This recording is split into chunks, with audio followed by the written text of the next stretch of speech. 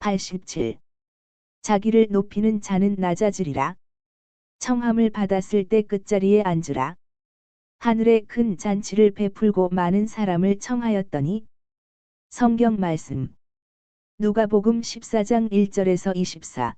안식일에 예수께서 한 바리새인 지도자의 집에 떡 잡수시러 들어가시니 그들이 엿보고 있더라. 주의 앞에 수종병 든 한 사람이 있는지라. 예수께서 대답하여 율법교사들과 바리새인들에게 이르시되 안식일에 병 고쳐주는 것이 합당하냐 아니하냐. 그들이 잠잠하거늘 예수께서 그 사람을 데려다가 고쳐 보내시고 또 그들에게 이르시되 너희 중에 누가 그 아들이나 소가 우물에 빠졌으면 안식일에라도 곧 끌어내지 않겠느냐 하시니 그들이 이에 대하여 대답하지 못하니라. 청함을 받은 사람들이 높은 자리 택함을 보시고 그들에게 비유로 말씀하여 이르시되 내가 누구에게나 혼인 잔치에 청함을 받았을 때에 높은 자리에 앉지 말라. 그렇지 않으면 너보다 더 높은 사람이 청함을 받은 경우에 너와 그를 청한 자가 와서 너더러 이 사람에게 자리를 내주라 하리니 그때에 내가 부끄러워 끝자리로 가게 되리라. 청함을 받았을 때에 차라리 가서 끝자리에 앉으라. 그러면 너를 청한 자가 와서 너더러 버시어 올라 앉으라 하리니 그때에야 함께 앉은 모든 사람 앞에서 영광이 있으리라. 무릇 자기를 높이는 자는 낮아지고 자기를 낮추는 자는 높아지리라. 또 자기를 청한 자에게 이르시되 내가 점심이나 저녁이나 베풀거든 벗이나 형제나 친척이나 부한 이웃을 청하지 말라. 두렵건대 그 사람들이 너를 도로 청하여 내게 감음이 될까 하노라. 잔치를 베풀거든 차라리 가난한 자들과 몸 불편한 자들과 저는 자들과 맹인들을 청하라. 그리하면 그들이 갚을 것이 없으므로 내게 복이 되리니 이는 의인들의 부활 시에 내가 감음을 받겠음이라 하시더라. 함께 먹는 사람 중에 하나가 이 말을 듣고 이르되 무릇 하나님의 나라에서 떡을 먹는 자는 복되도다 하니 이르시되 어떤 사람이 큰 잔치를 베풀고 많은 사람을 청하였더니 잔치할 시각에 그 청하였던 자들에게 종을 보내어 이르되 오소서 모든 것이 준비되었나이다 하매 다 일치하게 사양하여 한 사람은 이르되 나는 밭을 샀음에 아무래도 나가 보아야 하겠으니 청컨대 나를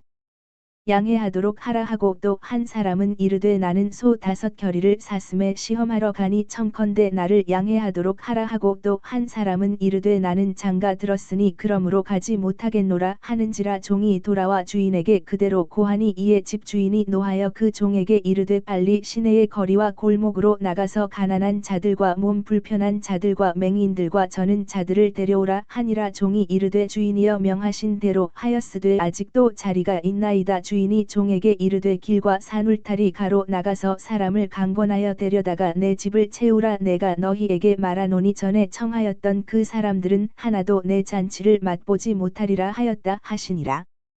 PMG 말씀. 공생활 셋째 해 23. 이스마엘 벤 파비. 나는 예수께서 겨울 아침에 찬바람이 휩쓸고 단단하게 하는 큰 길로 빨리 걸어가시는 것을 본다. 길 양쪽에 있는 딴들은 겨우 방금 돋아나기 시작한 농작물의 조심스러운 솜털 같은 것을, 장래의 빵의 약속을 알리는 고운 초록빛 베일을 보여준다. 그러나 정말 겨우 깨달을 수 있는 약속이다. 그늘진 곳에는 아직 이 새로 돋아나는 축복받은 초록색이 없는 밭고랑들이 있고, 해가 더 잘 드는 곳에 있는 밭고랑에만 이 초록색이 있는데, 그것은 몹시 가벼운 것이지만, 그래도 다가오는 봄을 말하기 때문에 벌써 명랑한 것이다. 과수들은 그 어두운 빛깔의 가지에 부풀어 오르는 눈도 없이 아직 헐벗은 채이다. 올리브나무들만이 변함없는 회청색을 가지고 있다. 그 빛깔은 8월의 태양 아래서나 이 겨울날 아침의 약한 햇빛 아래서나 마찬가지로 음산하다. 그리고 올리브나무들과 더불어 선인장에 살핀 잎들이 초록 빛깔을, 겨우 채색이 된 도자기와 같은 흐린 초록색을 보여준다. 예수께서는 자주 그러시는 것처럼 제자들보다 두세 걸음 앞서 걸어가신다. 그들은 모두 모직 겉옷을 꼭 여이고 간다. 어느 순간에 예수께서는 걸음을 멈추시고 제자들을 부르시려고 돌아서신다. 길을 아느냐? 길은 맞습니다. 그러나 그 다음 그 집이 어디 있는지는 모르겠습니다. 그 집은 소유지 안쪽에 있으니까요. 어쩌면 저 올리브나무 숲이 있는 곳인지도 모르겠습니다. 아니야. 반대로 저 안쪽 잎이 없는 큰 나무들이 있는 곳일 거야. 마차가 다닐 수 있는 길이 있을 텐데. 결국 그들은 정확히는 아무것도 알지 못한다. 길이나 밭에는 아무도 없다. 그들은 길을 찾아서 무턱대고 나아간다. 그들은 주위에 작은 밭 두세 떼기가 있는 가난한 사람들의 작은 집을 하나 발견한다. 계집아이가 우물에서 물을 깃고 있다. 얘야, 내게 평화하고. 예수께서 사람이 드나드는 통로가 있는 울타리 경계에서 걸음을 멈추시며 말씀하신다. 선생님께 평화? 무슨 일이세요? 말 좀 물어보자. 바리사이파 사람 이스마엘의 집이 어디 있니?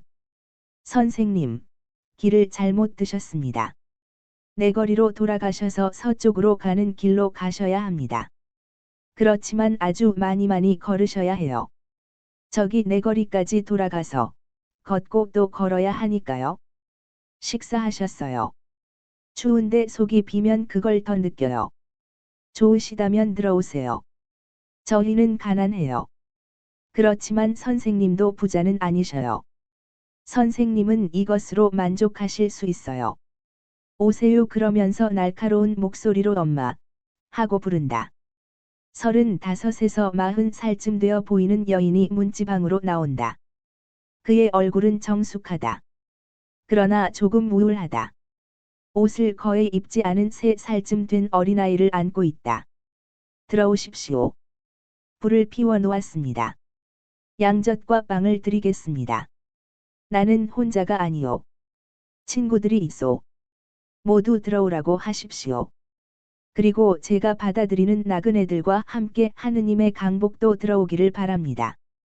그들은 낮고 어둡지만 탁탁 튀는 불이 명랑하게 하는 부엌으로 들어간다. 그들은 여기저기 다듬지 않은 궤에 걸터 앉는다. 이제 준비하겠습니다. 아침이라 아직 아무것도 정돈하지 않았습니다. 용서하십시오. 아주머니 혼자십니까? 하고 예수께서 말씀하신다. 남편과 아이들이 있습니다. 7입니다. 제일 큰 아이 둘은 아직 나임 장애가 있습니다. 그 애들은 제 남편이 병들었기 때문에 거길 가야 합니다. 대단한 고통입니다. 어린 딸들이 저를 도와줍니다. 이 애가 제일 어린 것입니다. 그러나 얘보다 좀 더 클까 말까 한 아이가 또 하나 있습니다. 이제는 속옷을 입은 어린 것이 맨발로 예수께로 뛰어와서 신기한 듯이 쳐다본다. 예수께서 그에게 미소를 보이시니 이내 친해진다. 아저씨는 누구야? 하고 어린아이가 딱 믿고 묻는다. 나는 예수야. 여자는 예수를 주의 깊게 쳐다보려고 몸을 돌린다. 그 여자는 빵을 든 채 화덕과 식탁 사이에 서 있었다. 그 여자는 말을 하려고 입을 벌리다가 입을 다문다. 어린아이가 계속 묻는다. 아저씨는 어디로 가? 세상의 길에. 뭐하러? 착한 어린이들과 율법에 충실한 사람이 있는 집에 강복하려고. 여인은 무슨 손짓을 하려고 돌아서다가 제일 가까이 있는 가리옷의 유다에게 손짓을 한다. 유다가 여자에게로 몸을 굽히니 그 여자는 친구분이 누구십니까?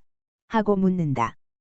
그러니까 유다는 거만하게 마태복음 7 메시아가 그의 공로와 그의 친절 덕택으로 메시아인 것 같다 말한다. 갈릴레아의 선생님, 나자렛의 예수님이시오. 당신은 그걸 모르시오. 갈릴레아는 우리 손 닿는 데에 있지 않고 저는 괴로움이 너무 많아서요. 그렇지만 이 말을 저분께 드려도 될까요? 말해도 되오 하고 유다가 거만하게 말한다. 그러나 그는 접견을 허락하는 거물 같아 보인다. 예수께서는 어린아이와 말을 계속하고 계신데 아이는 예수도 아이들이 있느냐고 묻는다. 이미 본 계집아이와 그보다 조금 더 큰 계집아이가 양젓과 식기를 가져오는 동안 여인은 예수 곁으로 간다. 좀 망설이고 있다가 목소리를 죽여 부르짖는다. 예수님, 제 남편을 불쌍히 여겨 주십시오. 예수께서 일어서신다. 예수께서는 그 큰 키로 여인을 내려다보신다. 그러나 너무도 인자하게 내려다보셔서 여인이 대담해진다. 나더러 어떻게 해달라는 거요? 제 남편은 병이 단단히 들었습니다. 가죽 부대처럼 몸이 부어서 일을 하려고 몸을 숙일 수가 없습니다.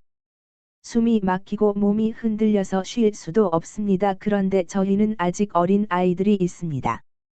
당신은 내가 남편을 고쳐 주기를 바라오. 그러나 왜 내게 그것을 바라오? 선생님은 선생님이시니까요. 저는 선생님을 알지 못했었습니다. 그러나 선생님에 대해서 말하는 것을 들었습니다. 제가 선생님을 나임과 가나로 3번이나 찾아간 후에 운명이 선생님을 제 집으로 모시고 왔군요. 2번은 남편하고 같이 갔었습니다. 남편은 마차를 타고 가는데 고통을 느끼면서도 선생님을 찾아갔습니다. 지금도 아우와 함께 갔습니다. 선생님이 티베리아를 떠나셔서 필립보의 가이사리아로 가신다는 말을 저희가 들었습니다. 그래서 선생님을 기다리려고 그리 갔습니다. 나는 가이사리아로 가지 않았소. 지금 나는 바리사이파 사람 이스마엘의 집으로 가는 길이요. 그 다음에는 요르단강 쪽으로 갈 거요. 착하신 선생님 이스마엘의 집에려. 그렇소. 왜요? 그건 주님 저는 주님이 판단하지 말고 용서하고 서로 사랑하라고 말씀하신다는 거랍니다. 저는 선생님을 한 번도 뵌 적이 없습니다. 그러나 선생님에 대해서 할 수 있는 대로 많이 알려고 했었고 한 번만이라도 선생님의 말씀을 듣게 해주십사고 영원하신 분께 청했습니다. 저는 선생님의 마음에 들지 않는 일을 하기를 원치 않습니다. 그러나 어떻게 이스마엘을 판단하지 않고 사랑할 수 있습니까? 저는 그 사람과 공통된 것이 아무것도 없습니다. 그래서 그 사람에게 용서할 것이 아무것도 없습니다. 그 사람이 지나는 길에 저희들의 가난을 만나고 저희 얼굴에 던지는 오만 불손을 저희들은 그 사람이 쌍두마차를 타고 빨리 지나가면서 저희들에게 튀기는 진흙이나 먼지를 터는 것과 같은 참을성으로 떨어 없앱니다.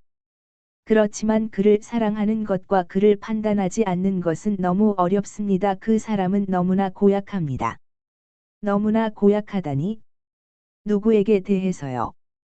모든 사람에 대해서요. 하인들을 압제하고 고리로 돈을 빌려주고 또 무자비한 요구를 합니다. 그 사람은 자기밖에 사랑하지 않습니다. 이 지방에서 가장 잔인한 사람입니다. 주님, 그 사람은 아무것도 받을 자격이 없습니다. 나도 아오. 당신 말은 사실이오.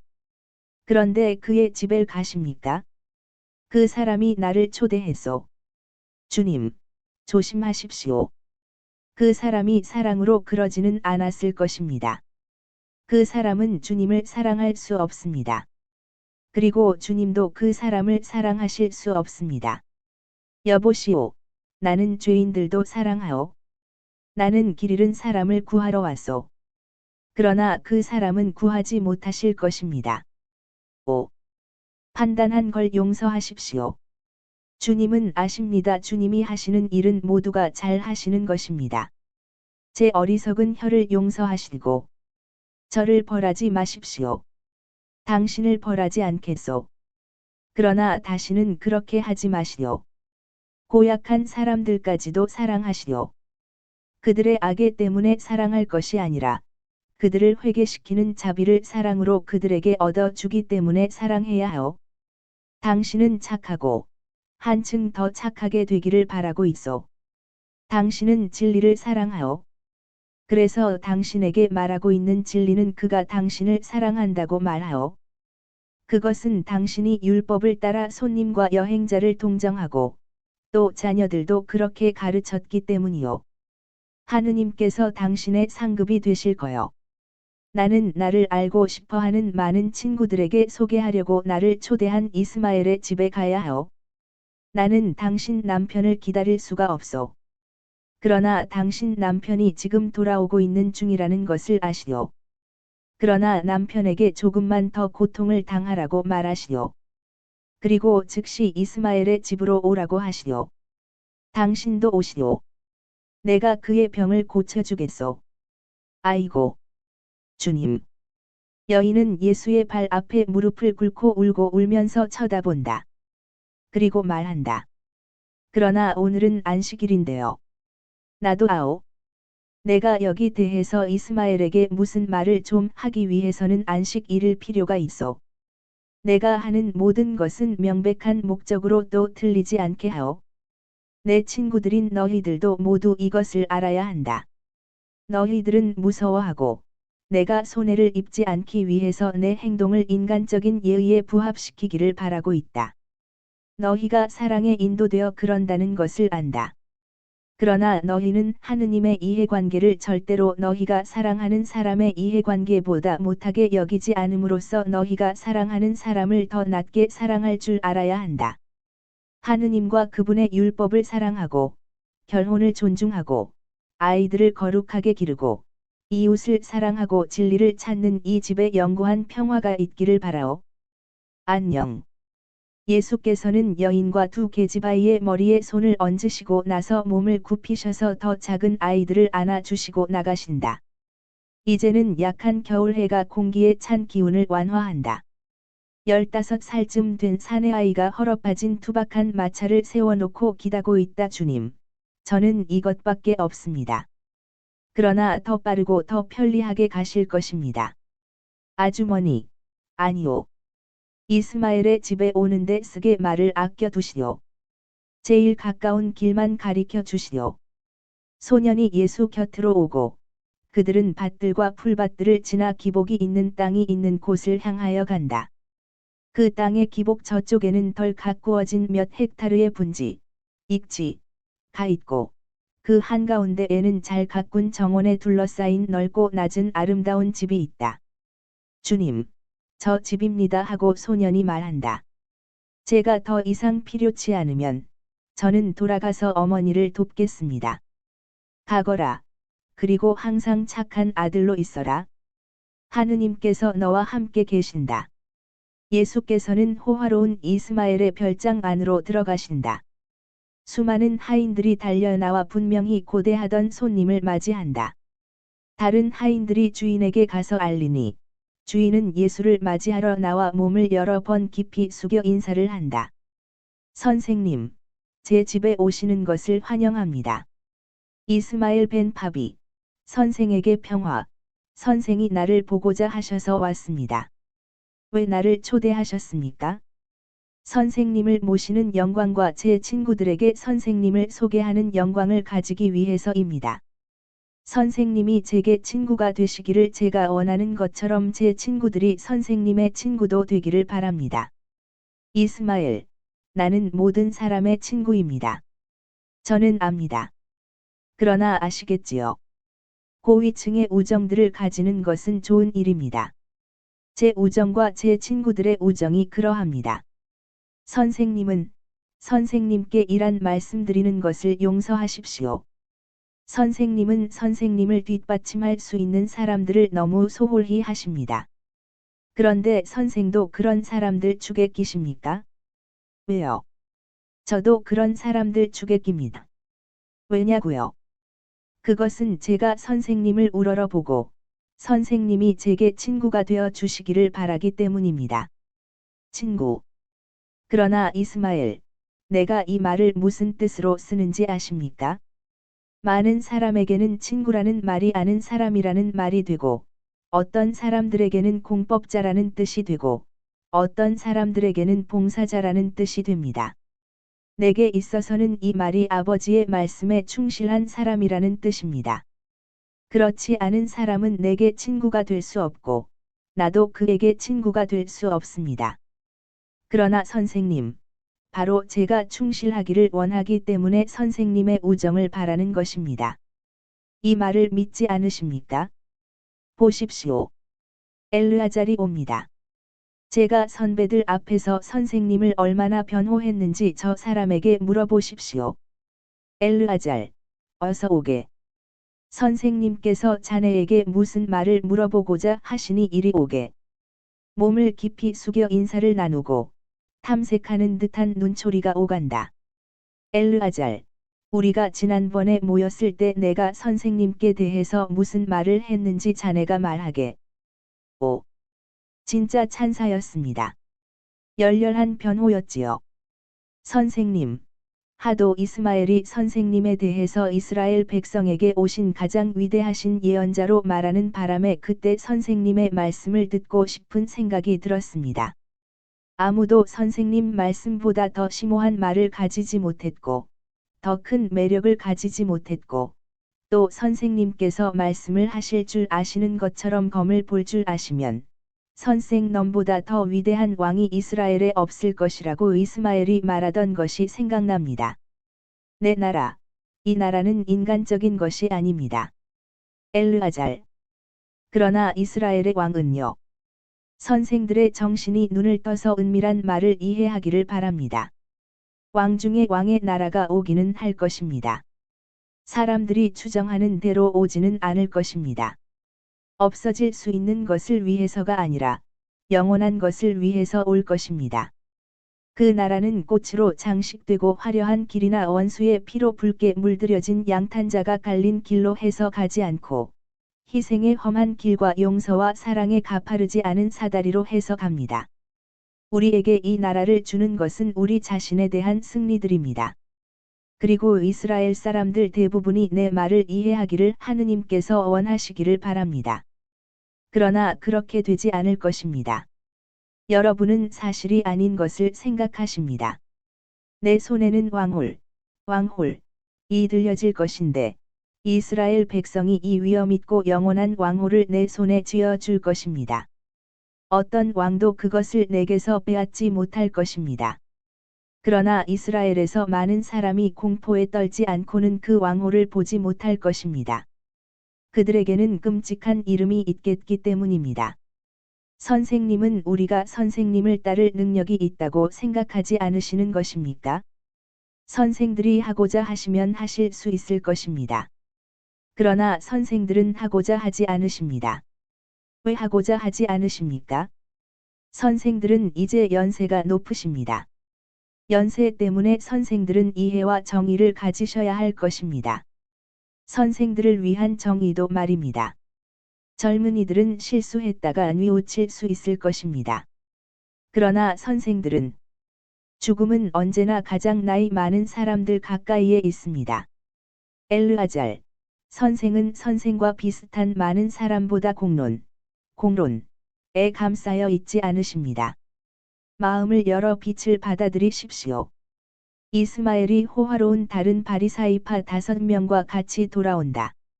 집으로 들어오게 하고 주인이 말한다. 그리고 의자가 놓이고 양탄자가 깔린 안마당을 떠나 어떤 방으로 들어가니 손을 씻기 위한 항아리와 대야들을 가져온다.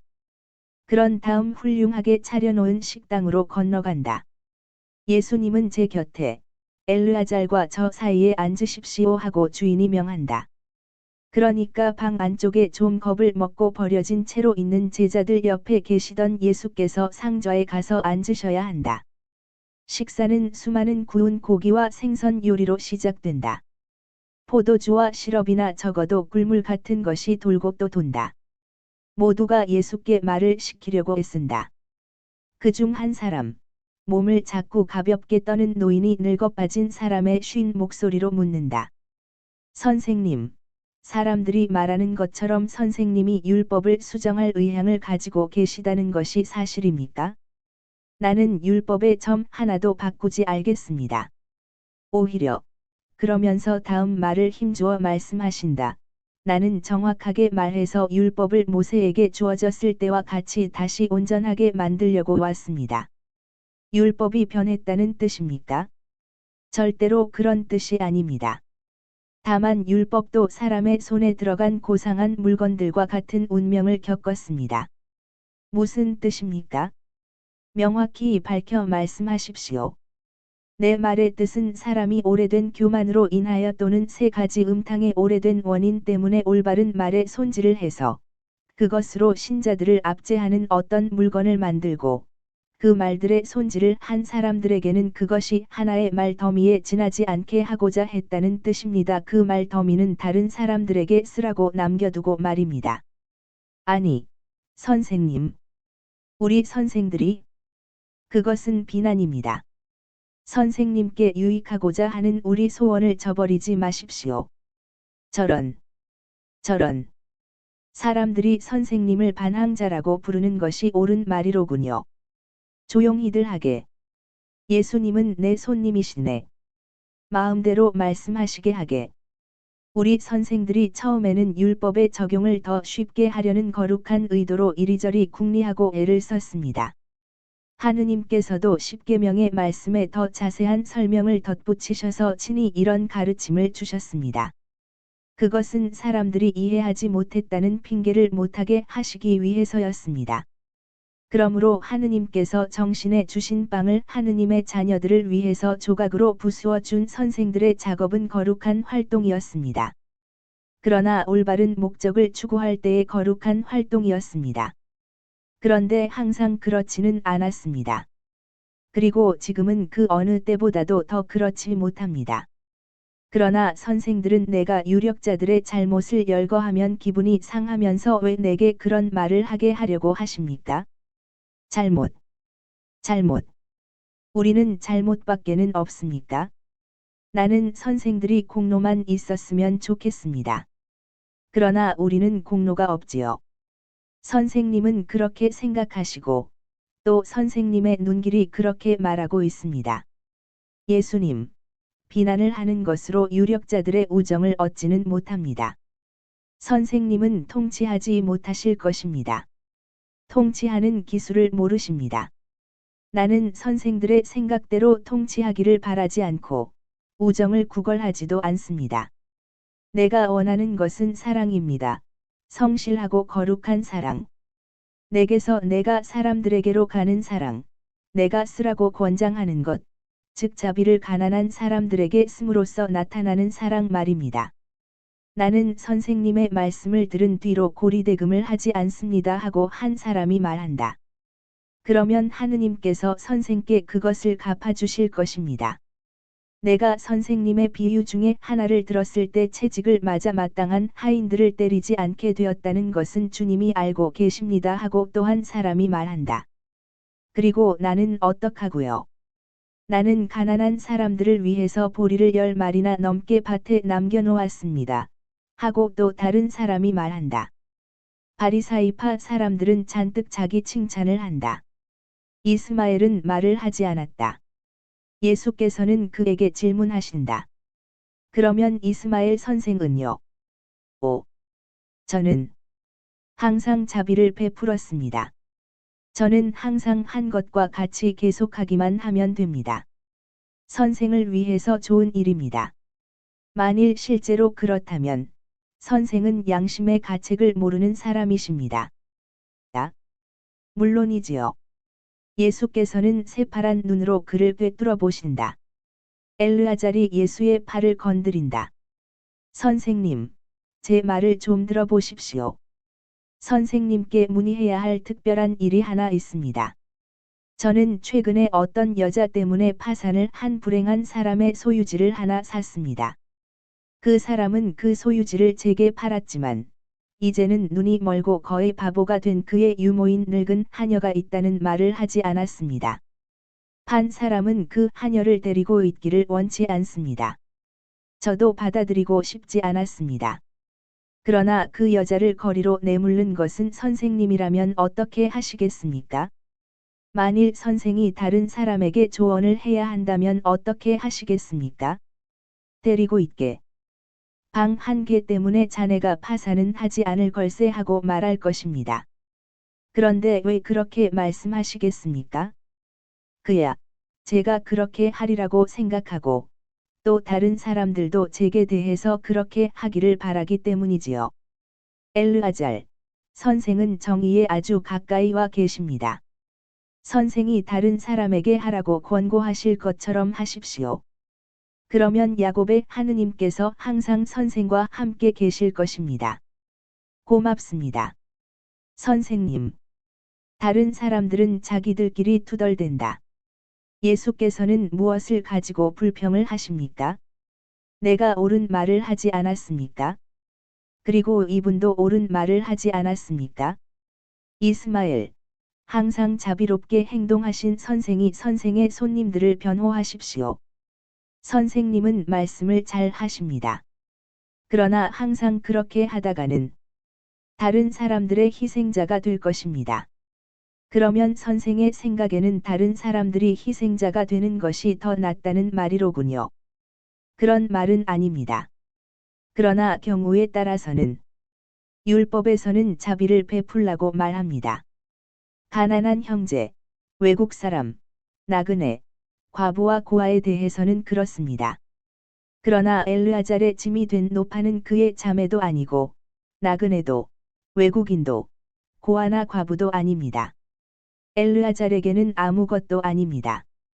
진짜 주인이 팔아버린 저택에 잊어버리고 간 한 폭의 밝은 그림 이상의 것도 이하의 것도 아닙니다. 엘르아잘은 그러니까 아무런 가책도 느끼지 않고 그 노파를 내쫓을 수 있을 것입니다. 요컨대 노파의 죽음의 책임은 엘르아잘에게 돌아오지 않고 그의 진짜 주인에게 돌아갈 것입니다. 그도 가난하기 때문에 노파를 그대로 데리고 있을 수 없고, 따라서 역시 의무가 면제되는 옛날 주인 말이지요. 그러니까 그 가엾은 노파가 죽으면 그 잘못은 그 노파에게 있다는 말이로군요. 그렇습니다. 선생님.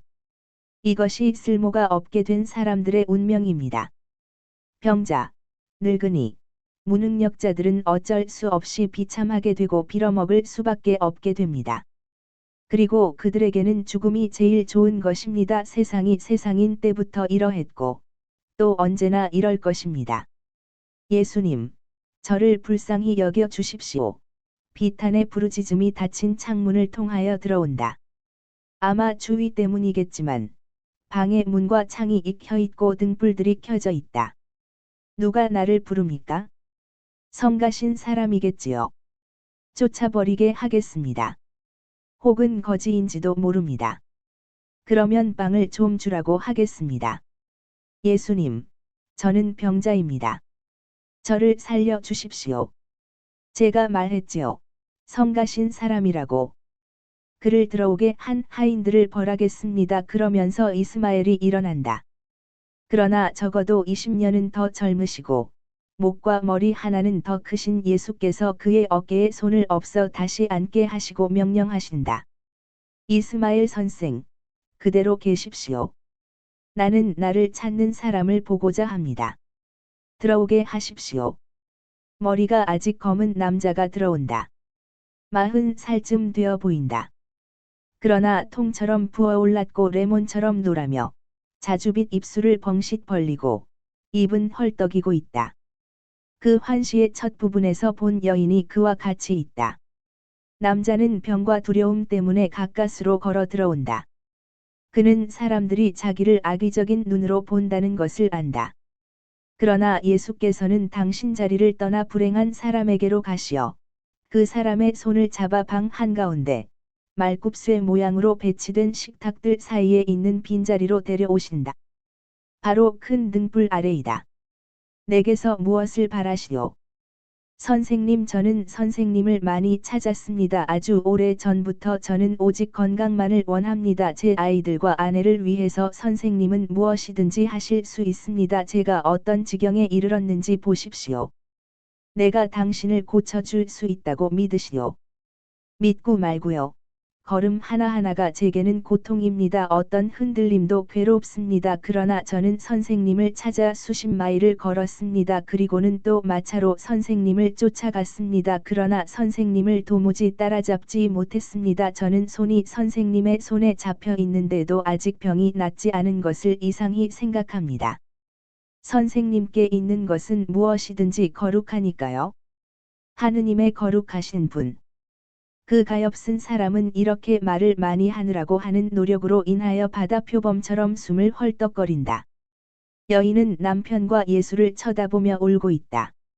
예수께서는 그들을 바라보시며 미소 지으신다. 그리고 몸을 돌리고 물으신다. 연로하신 율법학자님. 예수께서는 맨 처음에 말한 목소리가 떨리는 노인을 가리킨다. 선생이 대답하십시오. 안식일에 병을 고칠 수 있습니까? 안식일에는 아무 일도 해서는 안 됩니다. 어떤 사람을 실망해서 구해주는 것도 안 됩니까? 그것은 육체 노동이 아닌데요.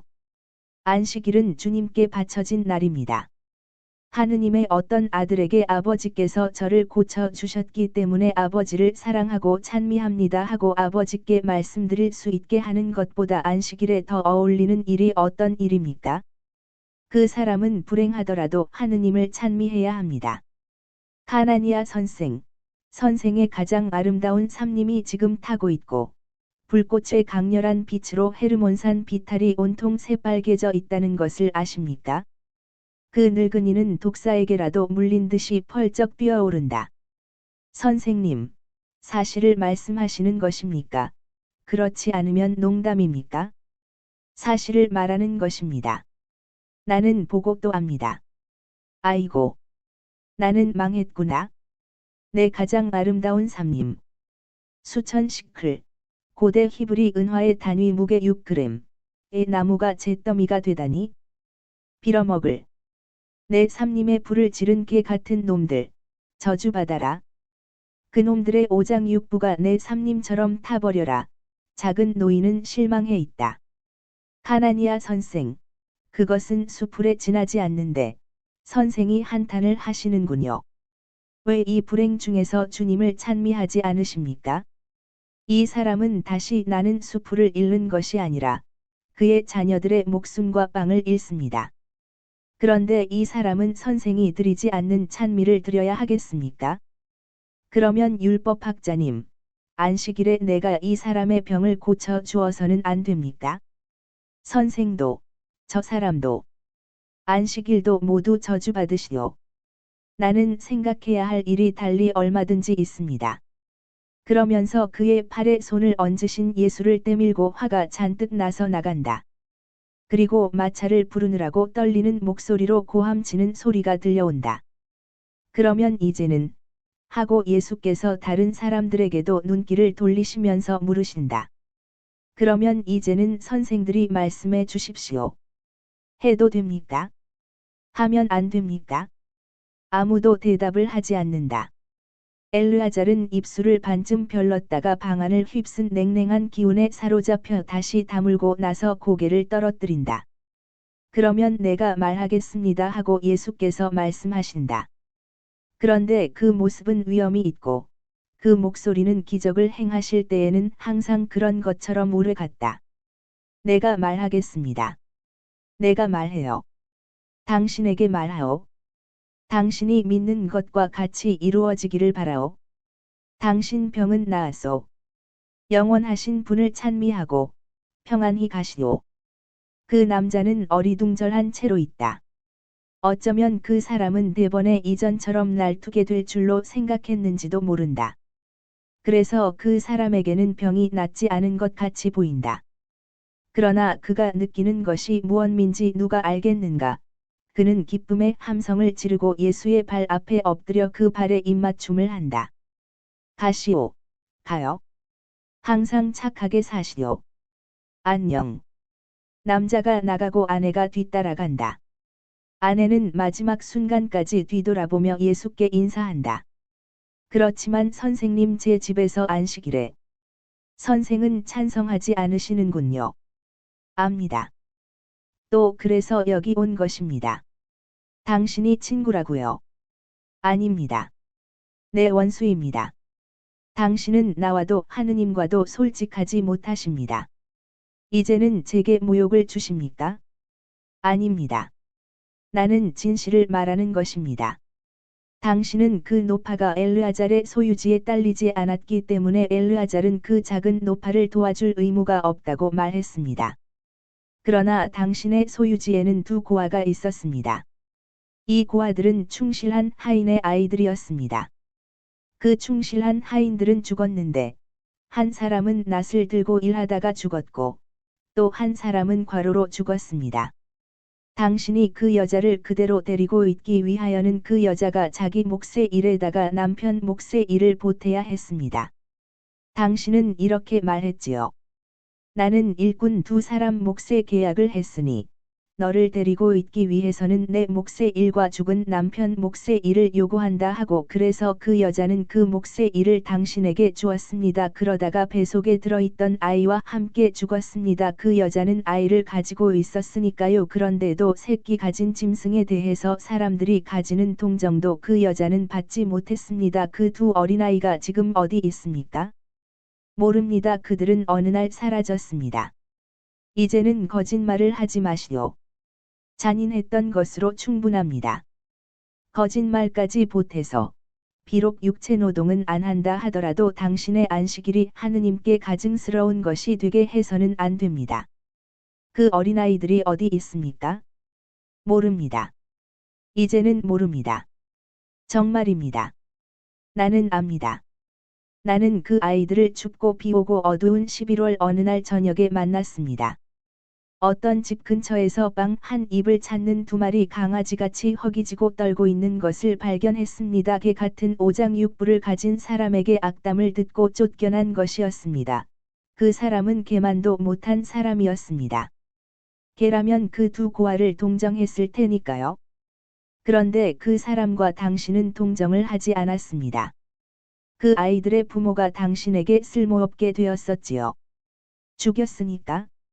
죽은 사람들은 다른 사람들이 보살피지 않는 자녀들의 흐느끼는 소리를 들으면 무덤 속에서 올 수밖에 없습니다. 그러나 죽은 사람들은 그들의 영으로 그들의 눈물과 고아가 된 자녀들의 눈물을 하느님께 가지고 가서 말합니다. 세상 사람들은 착취를 하지 못할 때에는 압제를 하니 주님이 저의 원수를 갚아주십시오 하고 두 어린아이는 아직 당신에게 쓸모가 있는 나이가 되지 못했었지요. 그렇지요.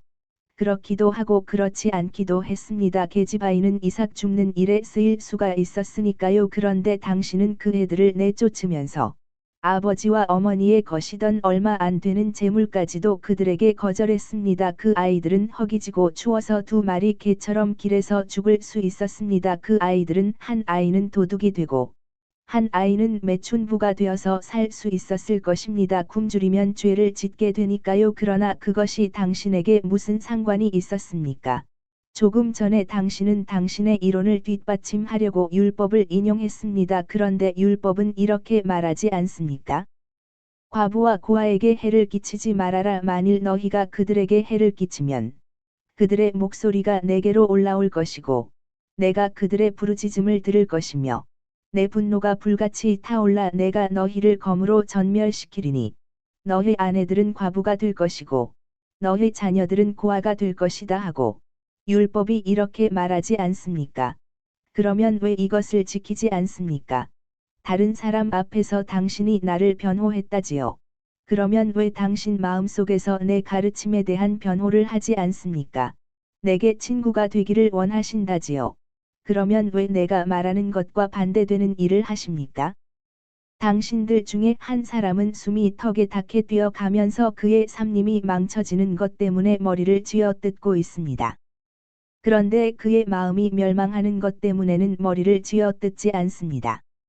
그런데 당신은 그렇게 하지 않고 무엇을 기다립니까? 왜 당신들은 운명이 당신들에게 높은 지위를 주었다고 해서 당신들을 완전한 사람으로 생각하십니까? 또 만일 당신들이 어떤 점에 완전하다면 왜 모든 점에 완전한 사람이 되려고 힘쓰지 않으십니까? 당신들의 상처를 드러내놓는다고 왜 나를 미워하십니까? 나는 당신들의 정신의 의사입니다. 의사가 상처를 드러내놓고 깨끗하게 하지 않고 고칠 수가 있습니까? 그러나 많은 사람들이 지금 나간 그 여자도 그 중에 끼는 사람입니다만 많은 사람들이 그들의 초라한 모습에도 불구하고 하느님의 잔치에서 상저에 앉을 자격이 있다는 것을 알지 못하십니까? 가치가 있는 것은 외양이 아니라 마음과 정신입니다. 하느님께서 당신 옥좌 위에서 당신들을 보시고 당신들을 심판하십니다. 하느님께서 당신들보다 가치가 더 있는 사람들을 얼마나 많이 보시는지 모릅니다. 따라서 잘 들으시오. 이것을 항상 행동 방식으로 가지시오. 혼인잔치에 초대받아 가거든 언제나 말석을 택하시오. 그러면 주인이 당신들에게 버시어 이리 올라오시오 하고 말할 때 당신들에게 이중의 영광이 돌아올 것입니다. 공로의 명예와 겸손의 명예입니다. 그런데 당신보다 높은 어떤 사람이 있으니 저 아래로 내려가시오 하는 말을 듣는 창피를 당하는 것은 교만한 사람에게 비참한 순간입니다. 그리고 하느님과의 혼례를 위한 당신들 정신의 은밀한 잔치에서도 이렇게 하시오. 자기를 낮추는 사람은 높아질 것이고 자기를 높이는 사람은 낮아질 것입니다. 이스마엘 내가 당신을 치료하고 있으니까 나를 미워하지 마시오. 나는 당신을 미워하지 않습니다. 나는 당신을 고쳐주려고 왔습니다. 당신은 저 사람보다도 더 병들었습니다. 당신은 당신을 돋보이게 하고 당신 친구들을 기분 좋게 해주기 위해서 나를 초대했습니다. 당신은 자주 사람들을 초대하지만 교만으로 당신의 즐거움을 위해서 그렇게 합니다. 그렇게 하지 마시오. 부자들과 친척들과 친구들을 청하지 말고 당신의 집과 마음을 열어 가난한 사람들과 거지들과 불구자들과 절름발이들과 고아들과 과부들을 들이시오. 그러면 그들은 그 대신 당신에게 축복만을 줄 것입니다. 그리고 하느님께서 그 축복들을 당신에게 은총으로 바꾸어 주실 것입니다. 그러면 마지막에 가서 죽은 사람들이 부활할 때에 하느님께 상을 받을 모든 자비로운 사람들에게는 얼마나 지극히 행복한 운명이 되겠습니까? 이익을 바라는 마음만을 어루만지며 이제 쓸모가 없게 된 형제에게 마음의 문을 닫는 사람들은 불행합니다. 그들은 불행할 것입니다. 내가 버림받은 사람들의 원수를 갚아 주겠습니다. 선생님, 저는 선생님을 기분 좋게 해드리고 싶습니다. 그 아이들을 다시 맞겠습니다. 안 됩니다. 왜요? 이스마엘은 머리를 숙인다. 그는 겸손한 채 하려고 한다. 그러나 그는 독액을 짜낸 독사와 같아서 이제는 독이 없다는 것을 알기 때문에 물지 않게 되었다. 그러나 물 수 있는 시간을 기다리고 있다. 엘르아잘은 이렇게 말해서 화해를 시키려고 애쓴다. 그들의 정신과 영원한 나라에서 하느님의 잔치에 참석하는 사람들은 지극히 행복합니다. 그러나 선생님, 정말이지, 인생이 저희들에게 장애물들을 갖다 줍니다. 직무일 같은 것들.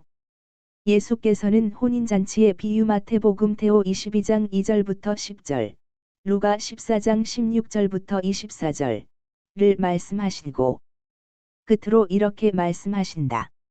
직무일이라고 하셨지요. 맞습니다.